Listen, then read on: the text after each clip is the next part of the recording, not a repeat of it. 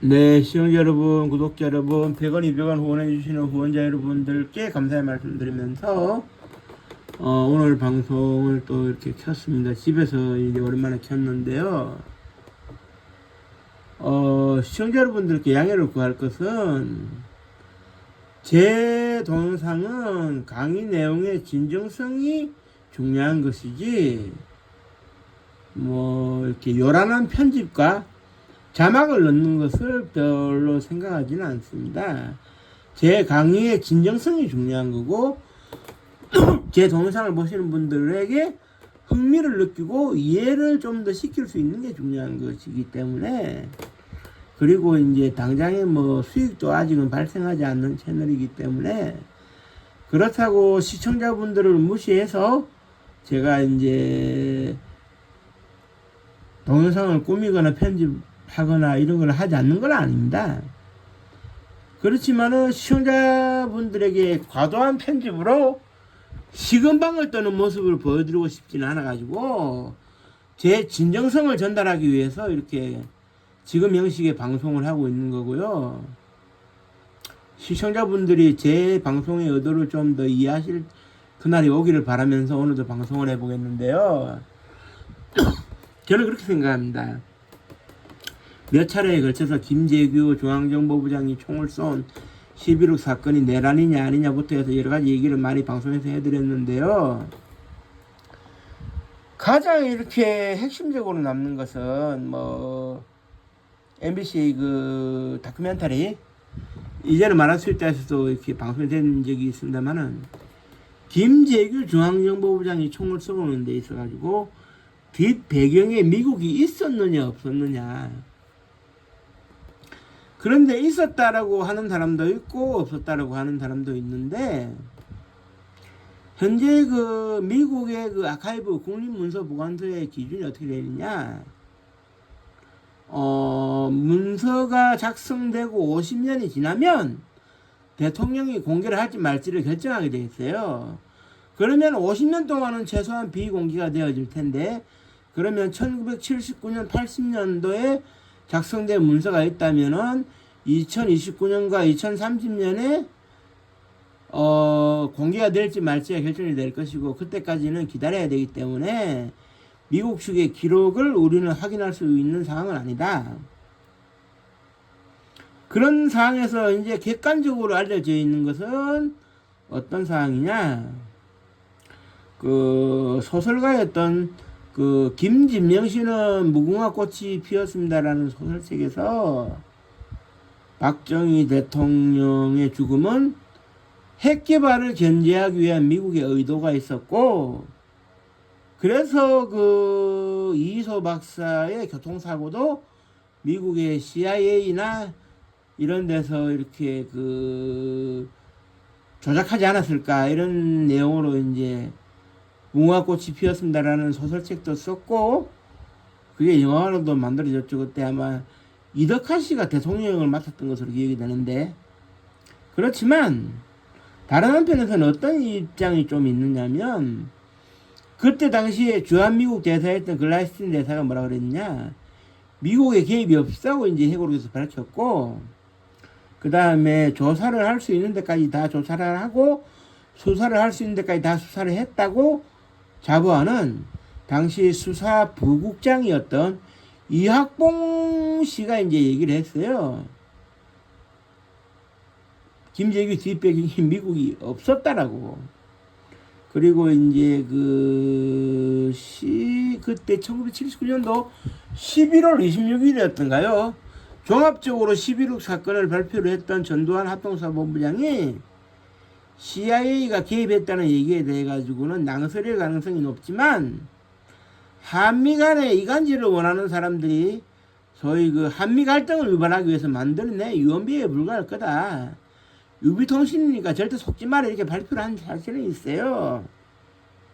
그런데 지금 와가지고 이제 제가 말씀드리고 싶은 것은, 김재규의 뒷배경에 미국이 있었냐 없었느냐라고 얘기를 할 때, 있었다고 할 수도 없겠지만 없었다고 할 수도 없는 거 아니냐 하는 생각이 들어가는데, 이게 참 애매모호하더라고요. 무슨 얘기냐? 이렇게 이제 봐야 될 것 같습니다. 그때 당시에 어떤 상황이었냐 하면은 1971년도에 그 닉슨 독트린을 해가지고 이제 주한 미군의 사단 2기가 철수를 해요. 안보 공백의 위협을 느낀 박정희 대통령은 무기개발위원회를 통해가지고 1972년도에 우리도 핵개발을 해보자. 이렇게 나오는 겁니다. 그러는 가운데 이때 이제 박정희 대통령이 누구를 만나느냐? 그 유대인 거상이면서 정상, 즉 다시 말해서 정치적 배경을 깔고 장사를 한다는 아이젠버그를 만나게 돼요. 그런데 이 아이젠버그가 한국에 진출해서 좀 이권을 얻고 싶다. 그 대신에 박정희 대통령이 원하는 선물을 해줄 수 있을 것 같다. 그래서 박정희 대통령이 내가 원하는 선물이 뭔 줄 알고 이러느냐 라고 물으니까 한국이 당장의 원자력 발전을 위해서라도 원자로를 필요로 하지 않고 있느냐. 내가 원자로를 이렇게 사올 수 있는 중간 역할을 내가 해드릴 수 있다. 나하고 거래하겠느냐. 그래서 이제 그때 당시에 이제 캐나다하고 프랑스에서 자기네 그런 그 산업용 원자로를 팔고 싶어 했기 때문에 중개 역할을 아이젠버그가 할 수 있으면 해달라. 그러면 국내 이권도 많이 주겠다. 그렇게 흥정이 되고, 그러던 차에 이제 아이젠버그가 실제로 활약을 해가지고 어떻게 되느냐, 캐나다에 그런 그 산업용 원자로를 살 계획도 세우고 프랑스의 산업용 원자로를 살 계획도 세웠는데, 여기서 이제 어떻게 되느냐, 그 아이젠버그의 활약으로 인해 가지고 프랑스의 상고방사라고 하는 회사에다가 얘기를 해가지고 경수로하고 중수로를 사는 계약을 일단은 MOU를 맺었죠. 양해각서를 맺었고 본계약만 체결하면 되는데, 미국도 이 사실은 알고는 있었습니다만은 문제를 삼지는 않았어요. 원자력 발전과 관련된 일이기 때문에. 그런데 마지막 단계에서 최영섭 당시의 과학기술부 장관이 상고방사 사장한테 얘기를 슬쩍 했어요. 이왕 팔아주는 김에 NRX 실험용 원자로 하나만 팔아달라. 그런데 이제 상고방사는 그 의미도 모르고 돈만 주면 팔겠다고 했는데, 이 NRX 원자로가 뭐냐, 실험용 원자로인데 쉽게 말해서 원자 폭탄을 만드는 데만 필요한 원자로, 산업용 원자로가 아닌 원자로, 인도 파키스탄이 핵실험할 때 사용하는 원자로. 그러니까 NRX를 구매한다는 얘기가 미국 정부의 귀에 들어가니까 당장에 노발대발한 포드 대통령이 계약을 뒤틀어 버린 거예요. 그래서 본 계약은 체결하지 못한 상태에서 끝이 났는데, 1976년도 미국의 슐레진저 국방장관이 이제 한국을 방문해가지고 박정희 대통령한테 각서를 들이밀었는데, 그때 제가 기억나는 것은 그 김정영 저기 그 대통령 비서실장이 각서를 썼어요. 대통령이 쓰기에는 체면 문제가 있다 해가지고, 그 내용이 바로 NU 각서인데, 쉽게 말해가지고 뭐냐, 한국 정부는 이 시간 이후로 원자력 에너지에 해당되는 애토믹 에너지에 애자도 안 꺼내고 핵개발 프로그램에 해당되는 뉴클리어 프로그램에 뉴자도 안 꺼낸다. 이게 NU 각서의 실체거든요.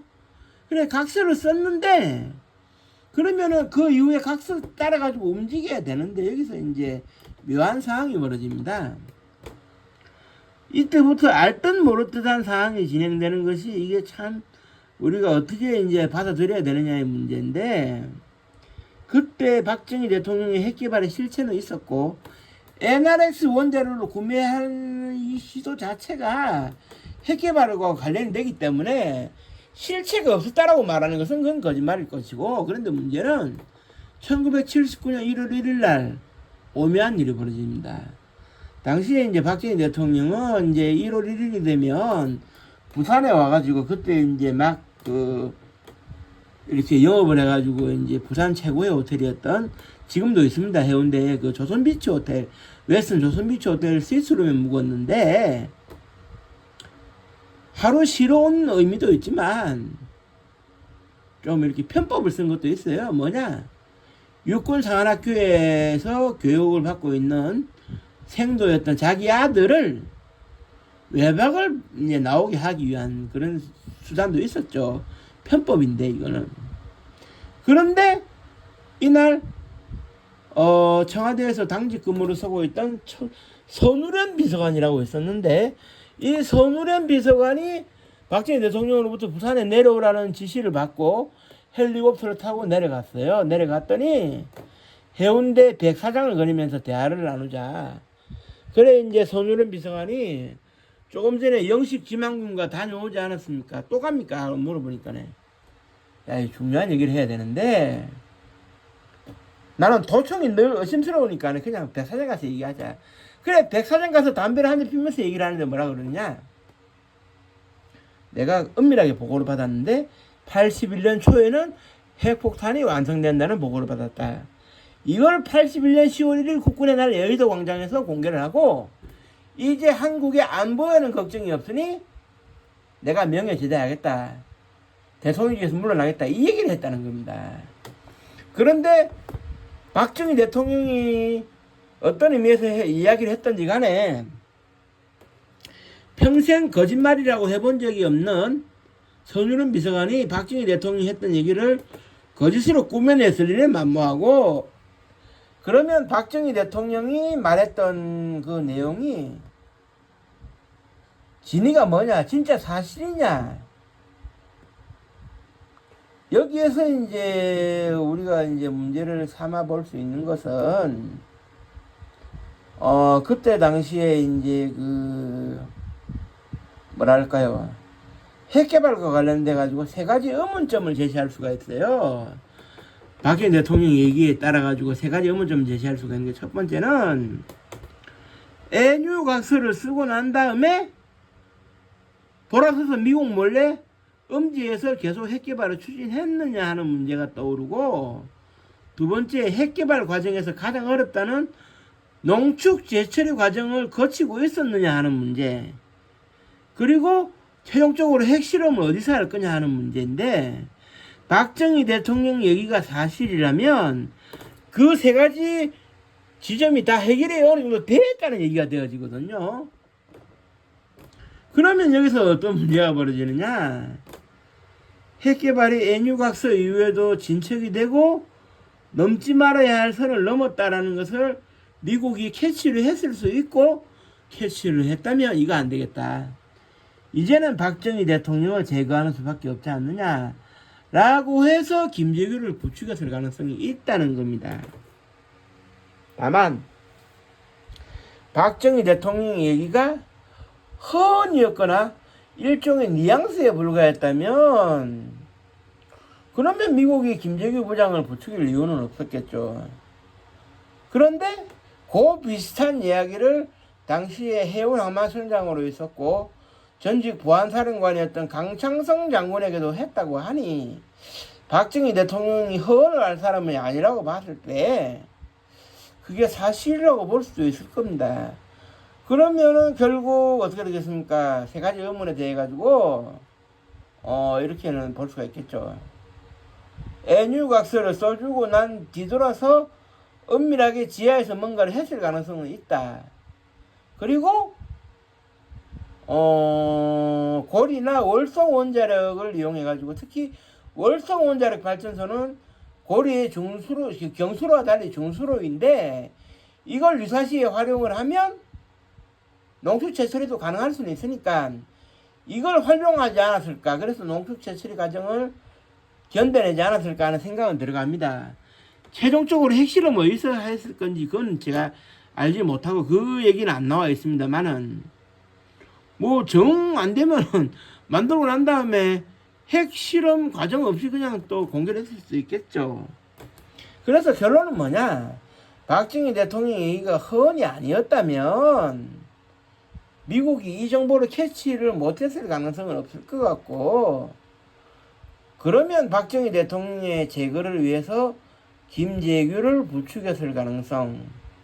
즉 다시 말해가지고 김재규에게 총으로 쏘라는 얘기보다는 김재규에게 불안감을 조성했을 가능성이 있습니다. 김재규가 뭐라고 그래야 될까요? 재판에서 지금 그때 당시에 녹취 테이프가 지금 이미 공개가 되어 있는 상태에서 여러분들 들어보신 분들도 있겠습니다만은 5가지로서 이제 11억의 목적에 대해서 말씀드렸는데 그 중에 하나가 적화방지였어요. 적화방지. 무슨 얘기냐? 미국이 자주국방과 핵개발 문제로 인해 가지고 소위 일본말로 히내리 비틀기를 하고 있었는데 이러다가 미국의 군대가 또 오판을 해가지고 49년도 6월달 7월달처럼 철수하는 거 아니냐.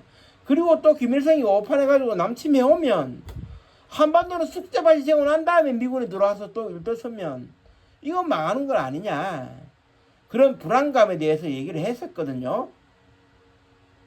그렇기 때문에 그런 상황에서 미국으로서는 김재규에게 박정희가 계속 집권하는 것과 핵개발을 계속 진행하는 것에 대해 가지고 미국의 불안감을 설명하면서 김재규의 영웅 심리를 자극했을 가능성도 있다는 얘기죠. 그렇기 때문에 저로서는 뭐 단정 짓기는 곤란합니다만은 박정희 대통령이 손우련 비서관이나 강창성 장군에게 했다는 얘기가 그게 팩트고 사실이라면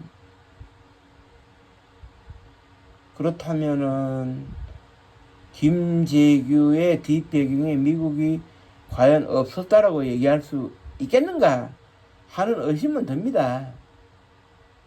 의심은 드는데 왜 그런 의심이 드느냐면 CIA나 NSA나 이런 데서 정보 수집과 공작을 하는 것은 백악관과 직접 거래를 하는 것이지 일개 주한미 대사하고 뭐 통교를 하는 거 아니거든요. 그렇기 때문에 김재규의 뒷배경에 CIA나 NSA가 있었다 했을 때 글라이스틴 미 대사는 모를 수도 있는 겁니다. 그러니까 자기는 아는 게 없다 보니까 미국의 개입이 없었다고 회고록에서 밝혔을 수도 있다는 얘기죠. 그렇기 때문에 김재규의 뒷배경에 미국이 있었느냐 없었느냐는 2029년도나 30년도에 미국이 문서가 공개가 되든지 미국의 누군가가 기록을 해놓은 게 있어가 양심선언이 있든지 그러면 알 수 있겠지만 그 전까지는 알 수 없다. 단 결론적으로 김재규 뒷배경에 미국이 없다고도 할 수 없고 있다고도 할 수 없으니까 좀 더 지켜봐야 된다. 이것이 저의 결론이다 이겁니다. 그러니까 전반적인 분위기상에서는 박정희 대통령이 모든 수단을 강구해서 하지 않았을까. 예를 하나 더 들어서 설명을 드릴게요. 박정희 대통령이 1978년도에 지대지 미사일과 지대공 미사일 유도탄을 세계 7번째로 개발해내는데 성공을 하자 미국이 박정희 대통령을 협박식으로 다그쳐가지고 1차적으로 180km를 날아갈 수 있는 사정거리 제한을 뒀거든요. 그게 지금에 와가지고 문재인 정부에서 1000km까지 이제 갔으니까 우리의 목적은 달성한 셈이고 박정희 대통령의 꿈도 달성은 된 겁니다. 이제 와가지고는. 하지만 그때는 180km에 머물고 있었는데 그런데 문제는 미사일 사정거리 협정을 맺은 상태에서 박정희 대통령은 어떻게 했냐. 국방과학연구소에 얘기를 해요. 후대 대통령 누구라도 미사일 사정거리를 늘릴 수 있는 기회가 있다면 늘려도 된다라는 의도에서 미사일 사정거리를 조절해 줄 수 있는 관성 유도장치를 개발해 놔라라고 지시를 하고 1979년 5월달에 이미 개발이 완료가 되고 이걸 숨겨놨다가 미국한테 들켜가지고 미국이 노발대발해가지고 말이지 카트 대통령까지 격분하게 만든 일이 있었어요. 그러니까 박정희 대통령은 미국과 대면에서는 각서를 쓴다, 뭐 협정을 맺는다 하지만 뒤돌아서서는 자주국방을 위해서 할 수 있는 건 다 했거든요. 그렇다면 핵개발도 몰래 진행하면서 미래의 대통령들에게 뭔가 넘겨줄 그런 그 뭐랄까요 그 여지를 남겼다고 볼 수가 있고, 그런 연장선상에서 본다면 김재규의 뒷배경에 미국이 있다고 봐도 무리는 아니지 않을까 하는 저의 추론을 해보는데요. 어디까지나 저의 추론이기 때문에 이 방송을 들으시는 분들은 각자가 판단을 하셔야 됩니다. 각자가 판단을 하셔야 되고,